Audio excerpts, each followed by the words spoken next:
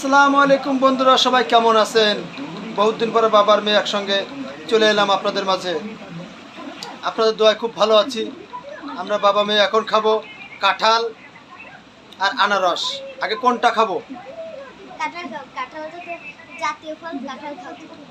কি বলতে শুনতে? কাঁঠাল হচ্ছে জাতীয় ফল, ওইটাই আগে খেতে হবে।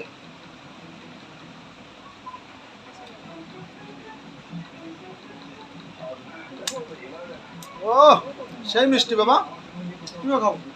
না, আমি খাবো না। খাও খাও খাও খাও খাও খাও না। খাও। আর এই যে তরমুজ একদম পাইকে একদম লাল হয়ে গেছে।